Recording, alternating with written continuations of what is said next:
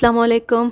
मैं आपको सुना रही हूँ इंस्पेक्टर नवाज़ ख़ान की एक और क्राइम स्टोरी जिसका नाम है बुरी औरत। औरत शर्म व हया का मुजस्मा होती है और अपनी इज़्ज़त के लिए जान पर खेल जाती है, लेकिन जब कोई औरत अपनी शर्म व हया से दस्तबरदार हो जाती है तो बड़े बड़े नेकोकार को नंगा करके चौराहे में खड़ा कर देती है। एक कीना परवर औरत का किस्सा जिसने एक पुलिस अफसर को जलील करने के लिए अपना सब कुछ दांव पर लगा दिया था। ये वाक़या सियालकोट शहर का उन दिनों में सब इंस्पेक्टर था। एक रोज़ मुखबरी हुई कि थाने से कोई 1.5 किलोमीटर दूर नूरी स्ट्रीट में एक शख्स जुआ खाना चला रहा है।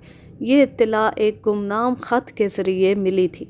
मैंने अपने हवालदार को इस इत्तला की तस्दीक के लिए भेजा।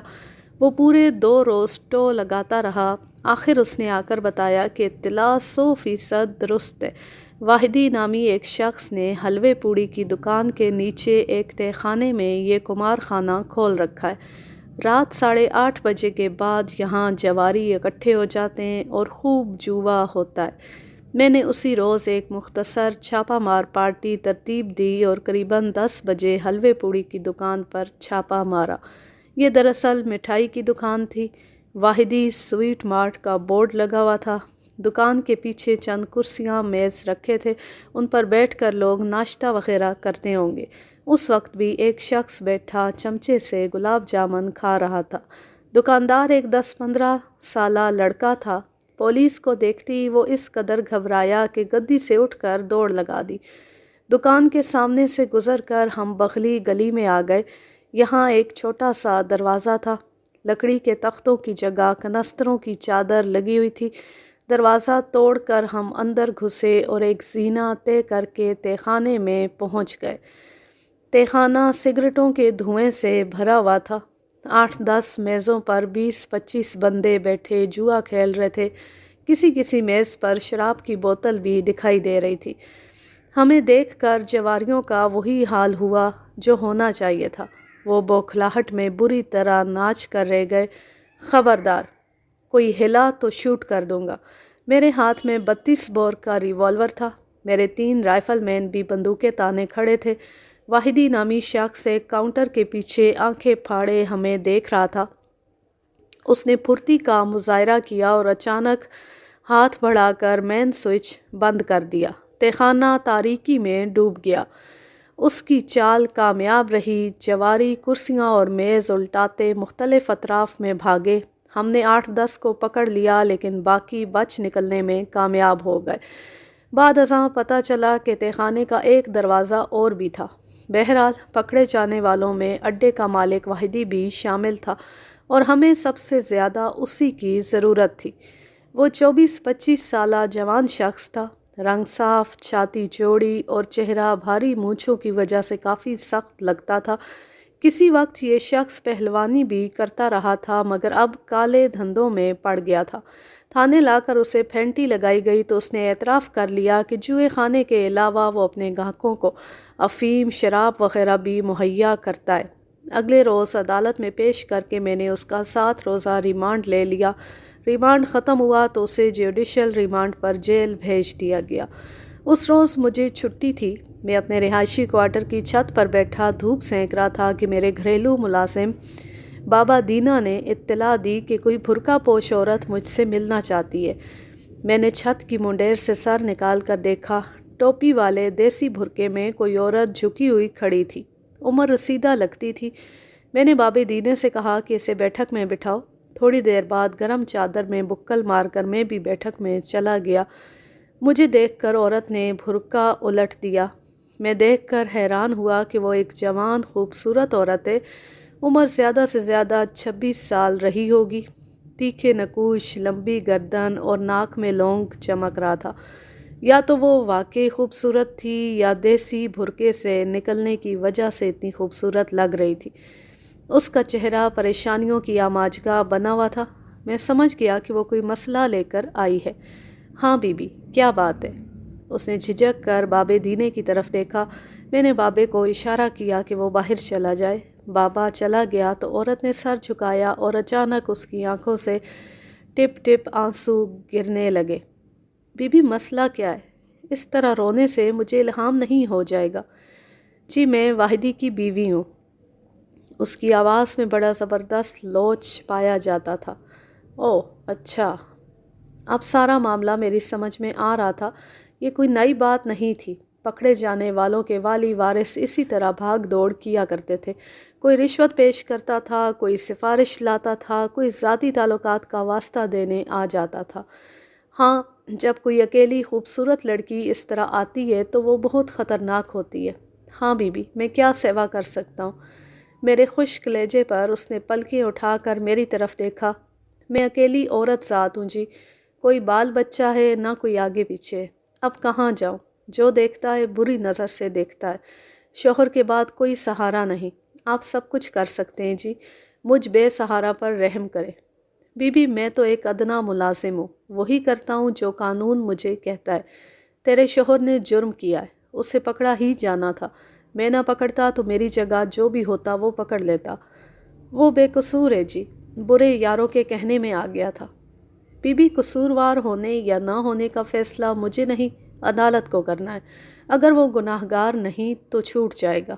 اس کے علاوہ تم کو اس طرح یہاں آنا بھی نہیں چاہیے تھا۔ یہ بڑی غلط بات کی تم نے۔ وہ ایک بار پھر آنسو بہانے لگی اور مجھے مجبور کرنے لگی کہ میں اس کے لیے کچھ کروں۔ بہت مشکل سے سمجھا بجھا کر اور ڈانٹ ٹپٹ کر میں نے اسے واپس بھیج دیا۔ مجھے امید تھی کہ اب وہ دوبارہ نہیں آئے گی، لیکن یہ خیال غلط ثابت ہوا۔ 5-6 دن بعد وہ ایک روز پھر آ دھمکی۔ میں تھانے سے آیا تو بابی دینے نے بتایا کہ وہ سفید بھرکے والی عورت پھر آئی بیٹھی ہے، آپ کا انتظار کر رہی ہے۔ پہلے تو مجھے غصہ آیا، جی چاہا کہ کھینچ کر باہر نکال دوں، مگر پھر دل پر جبر کر کے اس کے پاس جا بیٹھا۔ ہاں جی، اب کیا مسئلہ ہے؟ آج اس نے بھرکا اتار کر کندھوں پر ڈالا ہوا تھا اور ایک ہاتھ ٹھوڑی کے نیچے ٹکائے چارپائی پر پاؤں لٹکائے بیٹھی تھی۔ مجھے دیکھا تو دونوں ہاتھوں میں چہرہ چھپا کر سسکیوں سے رونے لگی۔ میرے بار بار پوچھنے پر اس نے بتایا کہ رات کوئی دھم سے اس کے صحن میں آ کودا۔ پہلے کمرے کا دروازہ کھٹکھٹاتا رہا، پھر کھڑکی کو دھکا دے کر اس کی کنڈی گرا دی اور اندر چلا آیا۔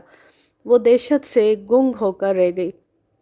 اس نے اس کے منہ پر ہاتھ رکھ دیا اور ہاتھا پائی کرنے لگا، مگر پھر اس نے خود کو چھڑا لیا اور زور زور سے چیخنے لگی۔ وہ گھبرا کر پیچھے ہٹا اور کھڑکی سے کود کر بھاگ گیا۔ اس نے روتے ہوئے اپنا کندھا دکھایا۔ قمیض پھٹی ہوئی تھی اور سفید دودھیا بازو کوہنی تک نظر آ رہا تھا۔ بڑے سخت ہاتھ تھے جی اس کے، میرا سارا جسم نیلو نیل کر دیا۔ مجھے بڑی گندی گالیاں دیں اور دھمکیاں دیں کہ وہ پھر آئے گا اور مجھے چھوڑے گا نہیں۔ میں سوچ میں ڈوب گیا۔ عورت کا انداز مجھے بہت کچھ سمجھا رہا تھا۔ اب اتنا بھی بدھو نہیں تھا میں۔ وہ بہانے بہانے سے میرے جذبات ابھار رہی تھی۔ اپنا اوریاں کندھا دکھا کر اور مرچ مسالے لگا کر بات بتانے سے وہ ایک خاص مقصد حاصل کرنا چاہتی تھی۔ مجھے یکدم ہی اندازہ ہوا کہ وہ بڑی پہنچی ہوئی عورت ہے۔ اس کی اصلیت جاننے کے لیے میں بھی انجان بن گیا۔ ہاں، یہ تو بڑی زیادتی کی بات ہے۔ کیا تم نے اس شخص کو پہچانا نہیں؟ کہاں جی، اس نے چہرہ پگڑی میں چھپا رکھا تھا۔ بڑا لمبا چوڑا ہنڈا تھا جی، کندھے سے پستول بھی لٹک رہا تھا۔ اب پھر کیا کیا جائے؟ میری تو جی ہمت نہیں کہ آج رات پھر اکیلی رہوں۔ سری نگر میں میرا ایک چاچا رہتا ہے، سوچتی ہوں اس کے پاس چلی جاؤں۔ وہ تو ٹھیک ہے، مگر اب کہاں جاؤ گی؟ اس نے عجیب نظروں سے میری طرف دیکھا۔ آج کی رات یہیں پڑا رہنے دیں تو مہربانی ہوگی۔ اگر نکال دیں گے تو آپ کے دروازے پر بیٹھی رہوں گی۔ وہ مجھے پکا الو کا پٹھا سمجھ رہی تھی۔ تو پھر ٹھیک ہے، ادھر ہی سو رہو۔ میں بابے دینے کو کہتا ہوں، وہ باہر برآمدے میں چارپائی ڈال لے گا۔ وہ سمجھ گئی کہ تیر نشانے پر لگا ہے۔ اپنا اوریاں کندھے پر سے جان بوجھ کر اوڑھنی کھسکا کر بولی، جیسے آپ کی مرضی۔ ویسے کیا؟ ویسے آپ میرے قریب ہوتے تو زیادہ تسلی رہتی۔ میں سمجھ گیا کہ اب وہ سیدھی سیدھی باتوں پر آ گئی ہے۔ ٹھیک ہے، جیسے تمہاری مرضی۔ میں سو جاؤں گا برآمدے میں۔ اس کی آنکھوں میں چمک سی لہرا گئی۔ ایک ادا سے اپنا نچلا ہونٹ دانتوں سے کاٹ کر بولی، سب کچھ آپ کے ہاتھ میں جی، آپ چاہیں تو واحدی کو بچا سکتے ہیں۔ کیس تو بڑا بگڑ چکا ہے، لیکن کیا جی؟ اس نے ماہرانہ جنبش سے اوڑھنی سر سے ڈھلکا دی۔ اس کے لمبے بال اور جسمانی خد و خال نمایاں ہو گئے۔ میں نے آگے بڑھ کر ایک تھپڑ اس کے منہ پر مارا۔ وہ چکرا کر رہ گئی۔ اٹھو یہاں سے، میں نے کڑک کر کہا۔ وہ بوکھلا کر میرا منہ دیکھنے لگی۔ اٹھو، میں دوبارہ گرجا۔ وہ جلدی سے اٹھ کھڑی ہوئی۔ ایک دم اس کی آنکھوں میں بے پناہ نفرت نظر آنے لگی۔ میں نے انگلی سے اشارہ کیا، وہ ہے باہر کا دروازہ، اور خبردار آئندہ یہ دروازہ پار کرنے کی کوشش کی۔ اس نے ایک لفظ زبان سے نہیں کہا، جھلائے ہوئے انداز میں اپنا بھرکا اٹھایا اور تیز تیز قدموں سے باہر نکل گئی۔ پھر اس واقعے کو قریباً 1.5 سال گزر گیا۔ میری تبدیلی پسرور کے ایک مضافاتی تھانے میں ہو چکی تھی۔ ان دنوں میں رسہ گیروں کے ایک گروہ کا قلعہ کما کرنے میں مصروف تھا۔ ایک روز نارووال کے تھانے کا ایک سب انسپکٹر محمد نواز میرے پاس آیا۔ اس کے سر پر پٹی بندھی ہوئی تھی۔ کہنے لگا، استاد لنگڑ کو جانتے ہو؟ میں نے ذہن پر زور دیا اور کوئی ایسا بیہودہ نام یاد نہیں آیا۔ کہنے لگا، یہ بڑا چھٹا ہوا بدمعاش ہے، کچھ ہی روز پہلے جیل سے رہا ہوا ہے۔ تو پھر میں کیا کروں؟ یار، مجھے لگتا ہے یہ شخص تیرے پیچھے۔ میرے پیچھے کیوں ہے؟ نواز نے گہری سانس لی۔ میرا خیال ہے کہ ناموں کی گڑبڑ ہو گئی ہے۔ تیرا نام بھی نواز ہے اور میرا بھی، دونوں سب انسپکٹر ہیں۔ یہ میرے سر پر پٹی دیکھ رہے ہو نا، یہ اسی چکر میں بندھی ہے۔ مجھے یہ معاملہ کچھ پراسرار محسوس ہوا۔ تفصیل سے بتا، بات کیا ہے؟ پرسوں کی بات ہے۔ شام کو میری بیوی نے بتایا کہ گھر کے سامنے ہرے صافے والا ایک مشکوک سا آدمی گھومتا رہا ہے۔ اس کی چھوٹی چھوٹی داڑھی تھی اور شلوار قمیض پہنے ہوئے تھا۔ میں نے اس بات پر کوئی خاص توجہ نہیں دی۔ اسی رات یعنی پرسوں رات میرے کان میں درد شروع ہو گیا اور میں دیر تک جاگتا رہا۔ وہ کوئی 11 ساڑھے 11 کا وقت تھا جب برآمدے کی طرف سے آہٹ سنائی دی۔ میں نے سوچا پولیس والے کے گھر چور کا کیا کام، کوئی بلی وغیرہ ہوگی۔ مگر تھوڑی ہی دیر بعد مجھے اٹھنا پڑا۔ لالٹین لے کر برآمدے میں آیا تو ایک شخص ستون کے پیچھے کھڑا نظر آیا۔ جو ہی میں نے لالٹین اونچی کی، وہ تڑپ کر سامنے آ گیا۔ اس کے ہاتھ میں دیسی ساخت کا پستول تھا۔ پھر ایک عجیب واقعہ ہوا۔ جیسے ہی اس نے میرا چہرہ دیکھا، حیران سا رہ گیا۔ پستول سیدھا کرنے کے بجائے اس نے رخ موڑا اور بیرونی دروازے کی طرف بھاگ نکلا۔ میں نے اسے للکارا اور لالٹین نیچے رکھ کر اس کا پیچھا کیا۔ بدبختی سے میری چادر میرے پاؤں کے نیچے آ گئی اور اوندے منہ گر کر میرا سر پھٹ گیا۔ اس نے تیزی سے دیوار پھاندی اور بھاگ نکلا۔ مجھے اس شخص پر بڑا طیش تھا۔ کل صبح سویرے میں نے کچے صحن سے اس کا کھرا اٹھوایا اور اپنے ASI کو تفتیش پر لگا دیا۔ اس شخص کا ہرا صافہ بھی ہمارے صحن میں ہی رہ گیا تھا۔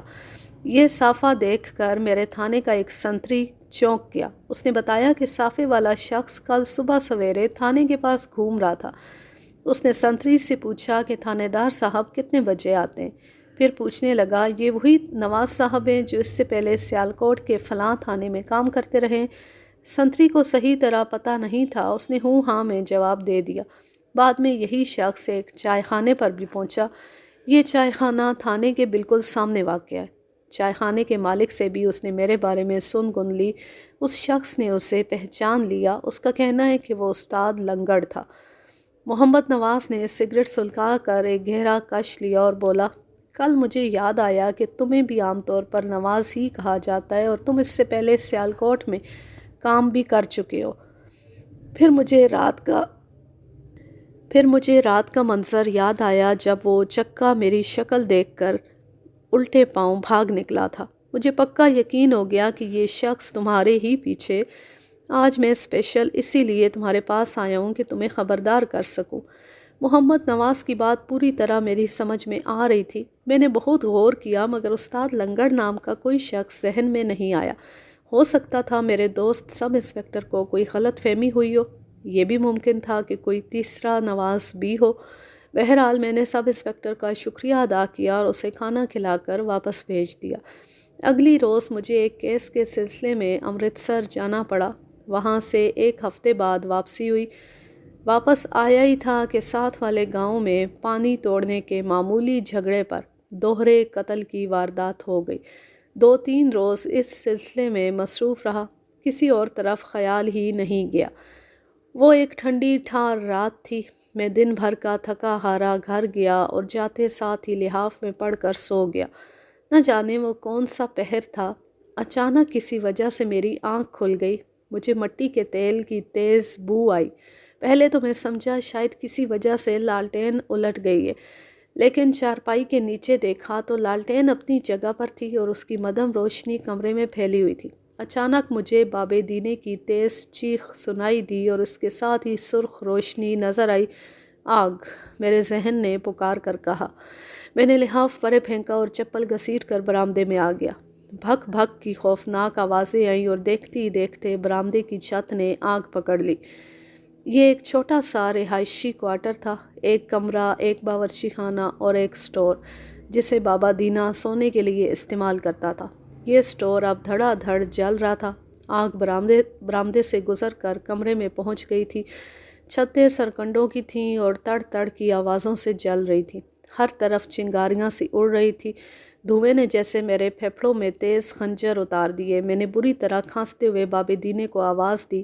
وہ گرتا پڑتا برآمدے کے مشرقی کونے کی طرف جا رہا تھا۔ ایک کونے سے ٹیں ٹیں کی مسلسل آواز آ رہی تھی۔ یہ دراصل بابے دینے کا پالتو طوطا تھا۔ اپنی جان کی پرواہ کیے بغیر وہ طوطے کے پنجرے تک پہنچنا چاہتا تھا۔ یہ اس کی بے وقوفی تھی۔ میرے دیکھتے ہی دیکھتے وہ اوندے منہ دھڑام سے ایک مٹکے پر گرا اور اسے توڑتا ہوا زمیں بوس ہو گیا۔ میں نے لپک کر دبلے پتلے بابے کو گود میں اٹھایا اور آگ کے گھیرے سے نکلنے کی کوشش کرنے لگا۔ جلتے ہوئے دروازے کو پھاند کر میں جو ہی گلی میں پہنچا، ایک ساتھ 2 دھماکے ہوئے اور 2 گولیاں سنسناتی ہوئی میرے سر پر سے گزر گئیں۔ بے اختیار میں پہلو کے بل گرا۔ صرف 3 گز کی دوری پر مجھے ایک لمبا تڑنگا شخص نظر آیا۔ اس کے چہرے پر منڈاسا تھا۔ وہ اپنے پستول والے ہاتھ کو جھٹک رہا تھا، شاید گولی نال میں پھنس گئی تھی۔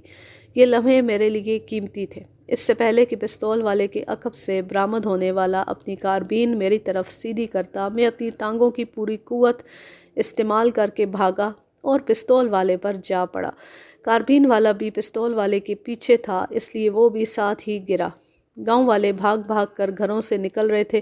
انہوں نے جب مجھے 2 افراد سے گتھم گتھا دیکھا تو میری مدد کو آگے بڑھے۔ کاربین والے کو 2 نوجوانوں نے گھیر لیا۔ ان کے ایک تیسرے ساتھی نے بھاگنے کی کوشش کی تو لوگ اس کے پیچھے بھاگے۔ ریوالور والا ابھی تک مجھ سے لپٹا ہوا تھا۔ اس کے جسم میں خاصی قوت تھی۔ لگتا تھا وہ بے پناہ طیش میں ہے۔ طیش مجھے بھی کم نہیں تھا۔ میں نے پورے زور سے کلائی مروڑ کر پستول اس کے ہاتھ سے چھڑا دیا اور اوپر تلے کئی ٹکریں اس کی ناک پر ماری۔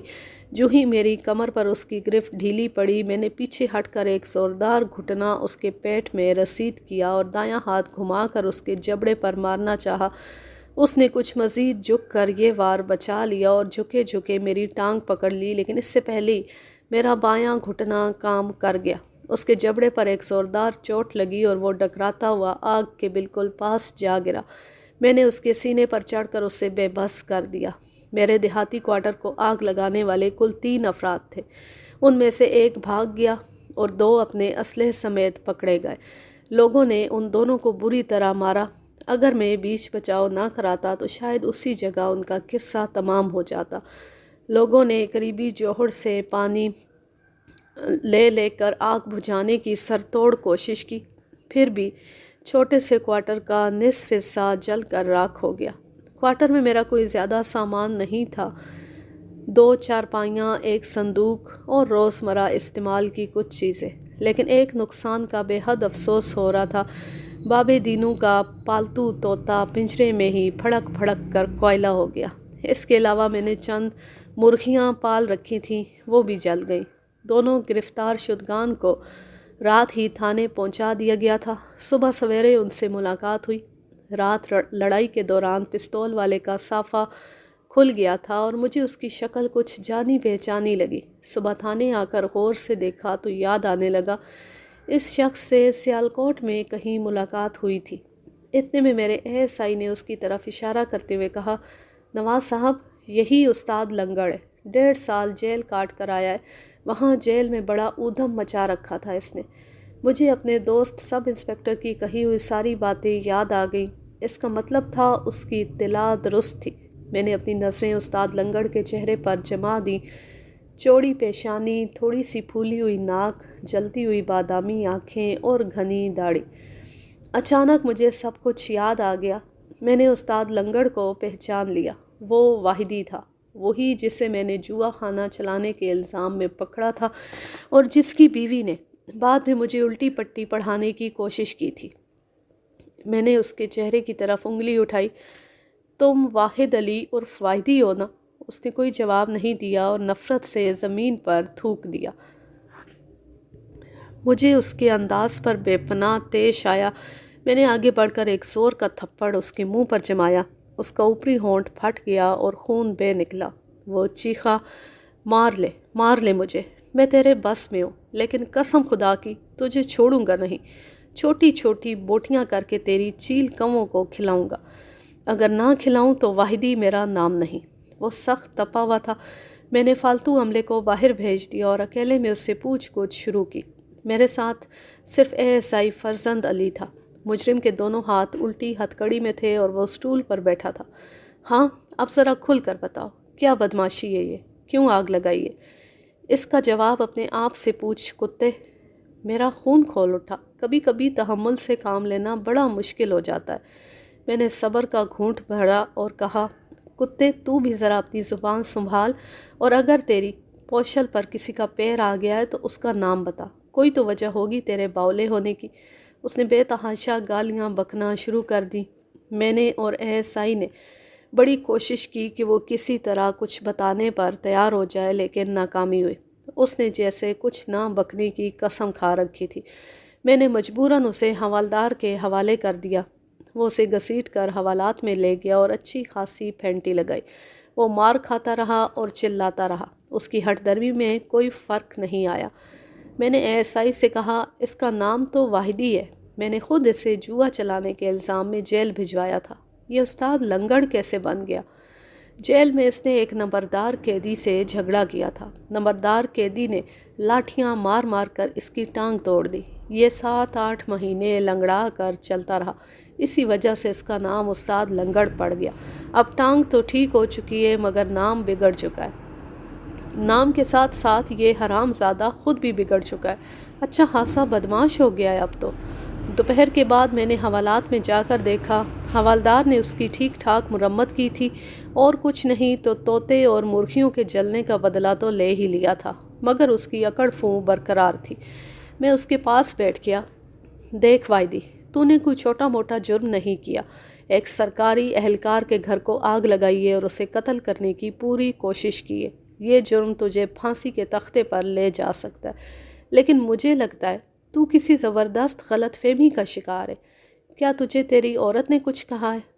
مت نام لے اپنی ناپاک زبان سے اس شریف عورت کا۔ تو نے اس کی عزت پر ہاتھ نہیں ڈالا، خود کو کتے کی موت مارا ہے۔ میں تیرا وہ حشر کروں گا۔ اس کی آواز بیٹھ گئی اور وہ دھاڑے مار مار کر رونے لگا، ساتھ ساتھ وہ مجھے دھمکیاں بھی دے رہا تھا۔ اچانک ہی نہ جانے کیوں مجھے اس شفاق شخص پر بے پناہ ترس آیا۔ میرا اندازہ درست نکلا تھا۔ اسے اس کی عیار عورت نے ایک خطرناک چکر میں الجھا دیا تھا۔ وہ رو رہا تھا اور بیٹھی ہوئی آواز میں چیخ رہا تھا، تو نے میری بیوی کی بے بسی سے فائدہ اٹھایا، مجھے چھڑانے کے بدلے اسے بے آبرو کیا۔ تو انسان نہیں، شیطان ہے۔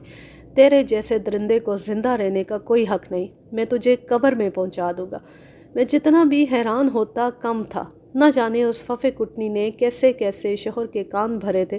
وہ آتش فشاں بنا ہوا تھا۔ شکر تھا کہ چیخ چیخ کر اس کا گلا پہلے ہی بیٹھ چکا تھا، ورنہ اس کی پاٹ دار آواز میری بدنامی کا اشتہار پورے تھانے میں لگا دیتی۔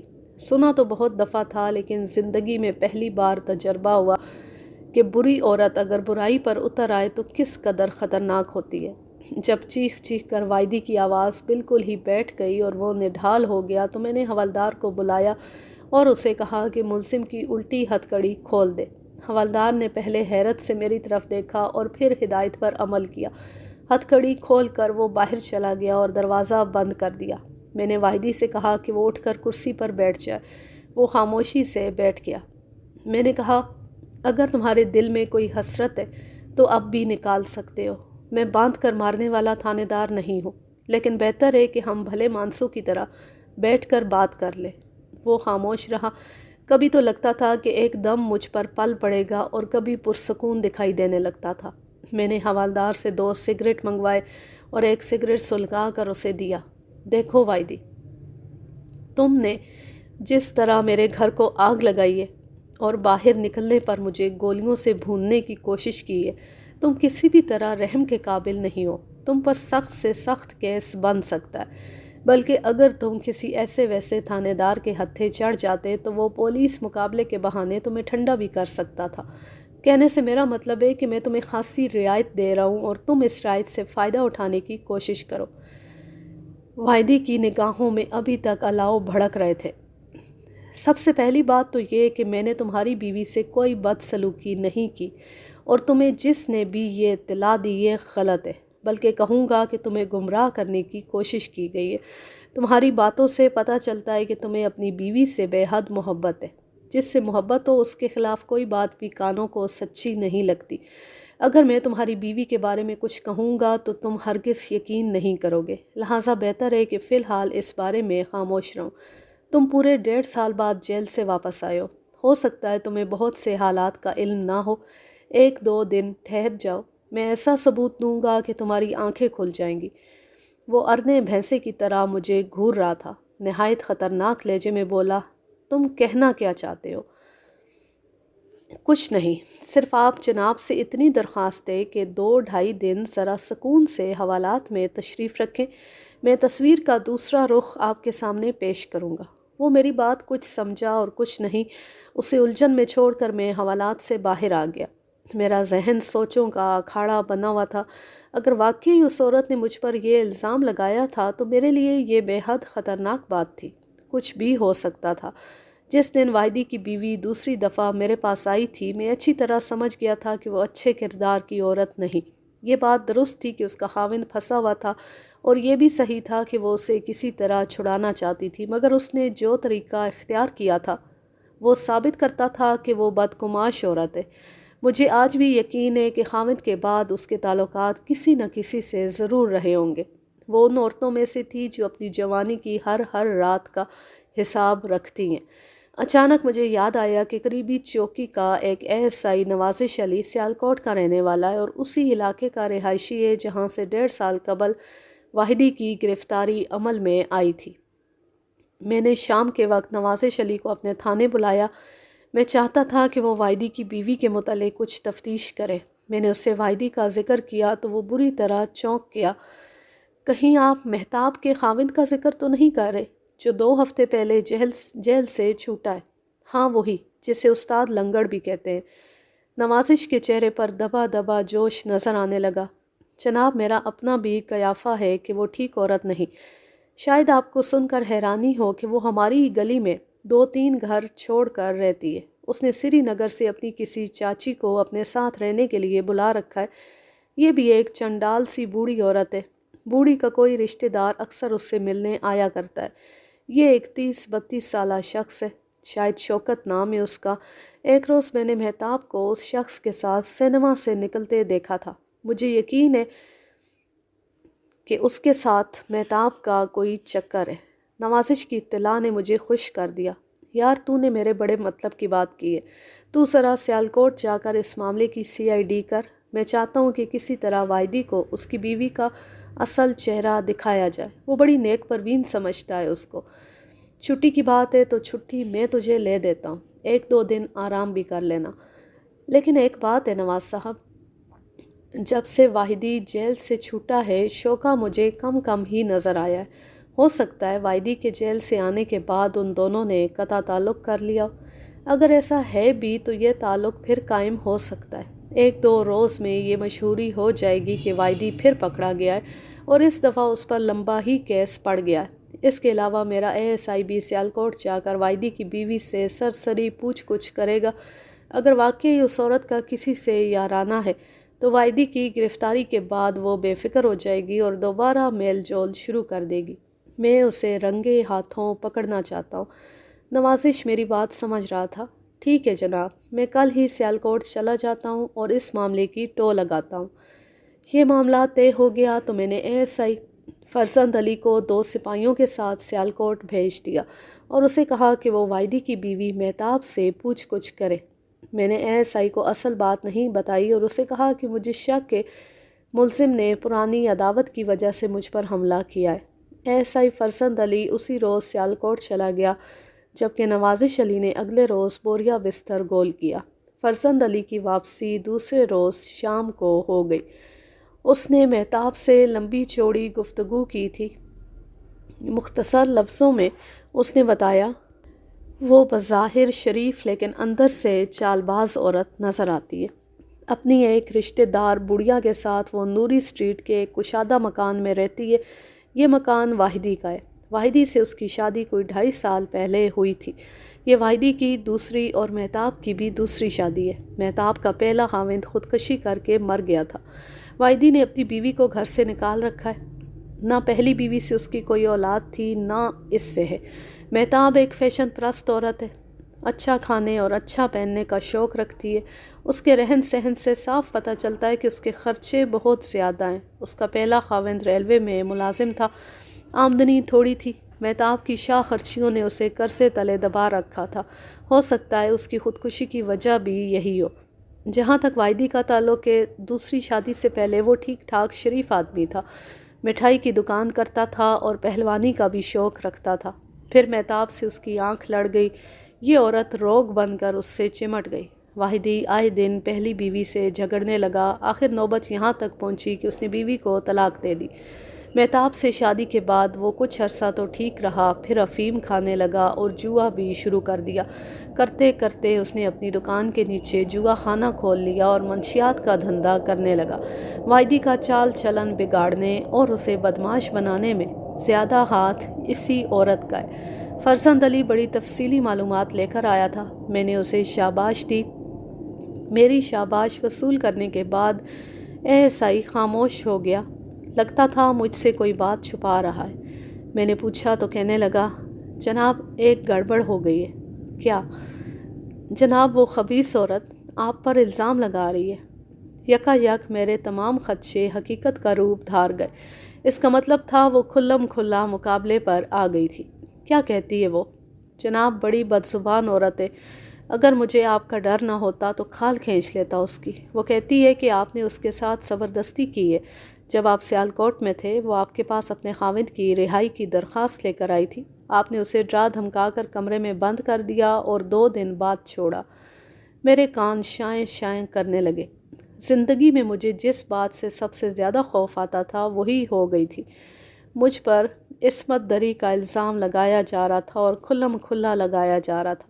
ایک ایسا شخص جس نے ہمیشہ دوسروں کو نصیحتیں کی تھی، آج خود گناہ گاروں کی صف میں کھڑا تھا۔ میرا خون کھول کر رہ گیا۔ جی چاہا کہ وہ عورت سامنے ہو تو گدی سے اس کی زبان کھینچ لوں۔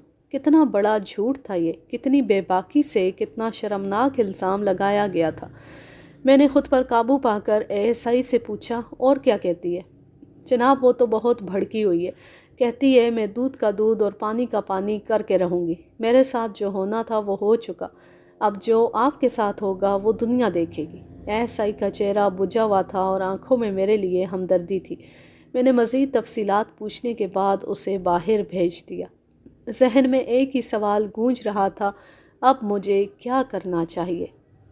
آج کے لیے بس اتنا ہی۔ اب میں لیتی ہوں آپ سے اجازت۔ جانیں خوش رہیں، شاد و آباد رہیں، ہنستے مسکراتے رہیں۔ اللہ حافظ، اللہ نگہبان۔